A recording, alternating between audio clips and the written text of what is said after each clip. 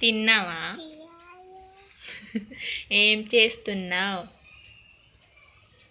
అన్నం. ఏం తిన్నావు?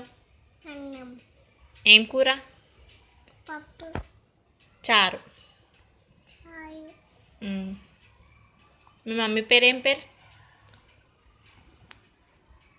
మమ్మీ పేరు మీ మమ్మీ పేరు అంబిక.